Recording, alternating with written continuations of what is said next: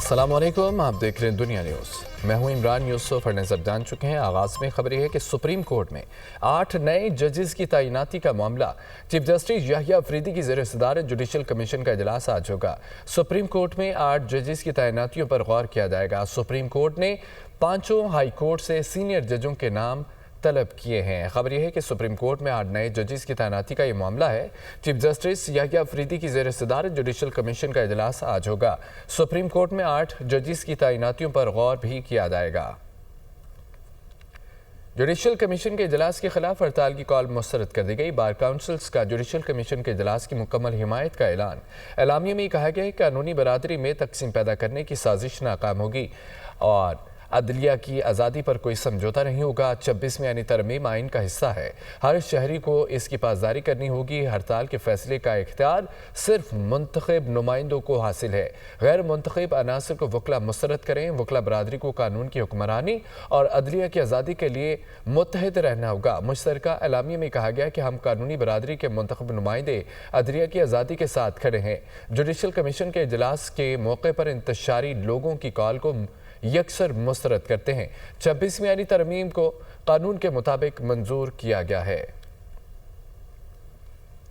Judicial commission رکن senator Ali Zafar نے chief justice Pakistan یحییٰ افریدی کے نام خط میں موقف اختیار کیا کہ اسلام آباد ہائی کورٹ میں سینیورٹی کا مسئلہ حل ہونے تک جوڈیشل کمیشن اجلاس کو ملتوی کیا جائے۔ چیف جسٹس پاکستان یحییٰ افریدی کو لکھے خط میں سینیٹر علی ظفر کا کہنا تھا کہ ججز کے ٹرانسفر سے اسلام آباد ہائی کورٹ کی سینیورٹی لسٹ تبدیل ہو گئی۔ ججز کے تبادل سے تاثر یہ ہے کہ سارا نظام بانی پی ٹی آئی اور بشرا بی بی کی اپیلوں کے لیے بندوبست کیا گیا ہے۔ مناسب ہوگا کہ ججز کی سینیورٹی کا مسئلہ حل ہونے تک کمیشن اجلاس مؤخر کیا جائے۔ کمیشن نے اگر اجلاس کرنا ہی ہے تو ٹرانسفر شدہ ججز کو زیر غور نہ لایا جائے۔ بینچز کے اختیارات کے کیس میں جسٹس محمد علی مظہر نے آئینی بینچ کے فیصلے سے اتفاق کرتے ہوئے 20 صفحات پر مشتمل نوٹ جاری کر دیا۔ کہنا تھا کہ قوانین کے آئینی ہونے یا نہ ہونے کا جائزہ صرف آئینی بینچ لے سکتا ہے۔ رپورٹ دیکھیے۔ بینچز کے اختیارات کا کیس 26ویں ترمیم آئین کا حصہ اور کھلی کتاب۔ آنکھیں کان بند نہیں کر سکتے۔ کسی ریگولر بینچ کو آئینی تشریح کا اختیار نہیں۔ جسٹس محمد علی مظہر کا نوٹ۔ جسٹس محمد علی مظہر نے اپنے نوٹ میں کہا کہ یہ درست ہے کہ ترمیم چیلنج ہو چکی ہے اور فری کین کو بھی نوٹس جاری ہو چکے ہیں، تاہم ترمیم کو پارلیمنٹ یا سپریم کورٹ فیصلہ ہی ختم کر سکتا ہے۔ جب تک ایسا ہو نہیں جاتا معاملات اس ترمیم کے تحت ہی چلیں گے۔ کیس فل کورٹ میں بھیجنے کی درخواست کا میرٹس پر فیصلہ ہوگا۔ جسٹس محمد علی مظہر نے نوٹ میں لکھا کہ آئینی تشریح کم از کم 5 رکنی آئینی بینچ ہی کر سکتا ہے۔ 2 رکنی بینچ کے ٹیکس کیس میں بنیادی حکم نامے واپس ہو چکے۔ بنیادی حکم ناموں کے بعد کی ساری کارروائی بے وقت ہے۔ آئینی بینچ نے جسٹس منصور اور جسٹس عقیل عباسی کے حکم نامے واپس لیے تھے۔ عالمی منظرنامے سے خبر یہ ہے کہ اسرائیلی فوج نیٹزم کوریڈور سے نکل گئی ہے۔ برطانوی میڈیا کے مطابق اسرائیلی فوج نے شناخت ظاہر کیے بغیر حماس کو نیٹزم میں انخلا پر آگاہ کر دیا ہے۔ انخلا والے علاقوں میں پولیس تعینات کی گئی، جبکہ کوریڈور سے اسرائیلی فوج کے انخلا پر حماس کا جشن۔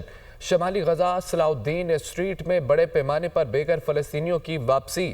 خبر یہ ہے کہ برطانوی میڈیا کے مطابق اسرائیلی فوج نے شناخت ظاہر کیے بغیر حماس کو نیٹزم سے انخلا پر آگاہ کر دیا ہے۔ انخلا والے علاقے میں پولیس تعینات کی گئی ہے۔ کوریڈور سے اسرائیلی فوج کے انخلا پر حماس کا بھی جشن۔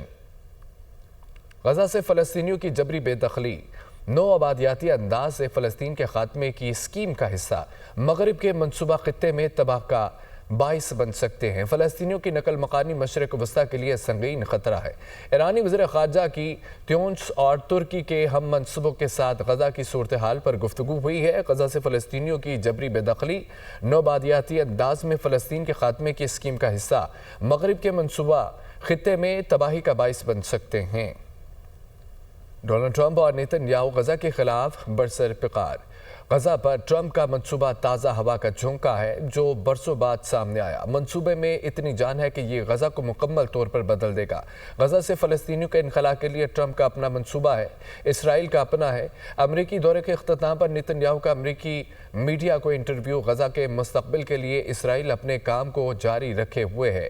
اسرائیلی وزیر اعظم ڈونلڈ ٹرمپ نے کبھی نہیں کہا ہے کہ اسرائیل امریکی افواج کو غزہ میں بھیجیں گے۔ نیتن یاہو کی جانب سے یہ کہا گیا۔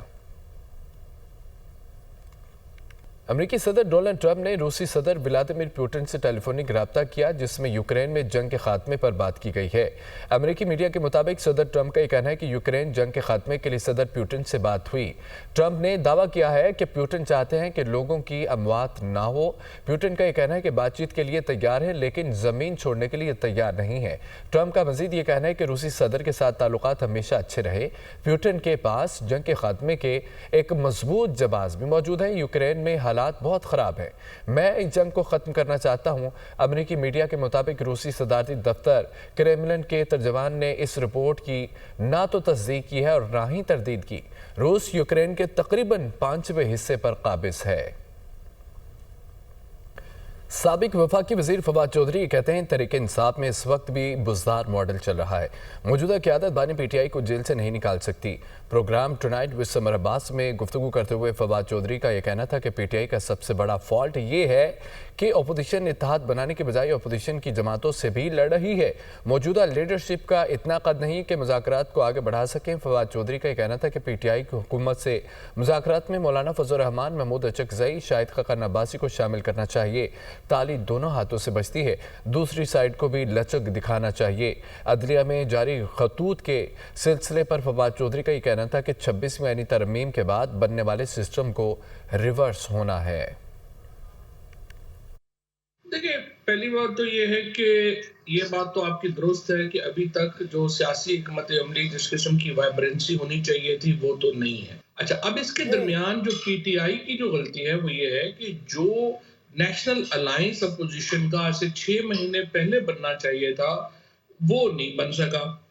जो तहरीक अकेले चलानी थी वो पिछले साल 9 फरवरी को चलाई जानी चाहिए थी, जो कि नहीं चलाई गई। असल में पार्टी में टू बी फेयर विद इस वक्त एक बुज़दार मॉडल नाफिज है, यानी वो ऐसे ज्यादातर लोगों के ऊपर पार्टी जो है वो उनको बड़े ओहदों के ऊपर वो है जो फैसला साजी के लिए नहीं लगाए गए। तो ये मसाइल तो रहेंगे और उसकी वजह से नुकसान भी हो रहा है। पार्टी इमरान खान को बाहर निकालने की पोजीशन में सच नहीं है।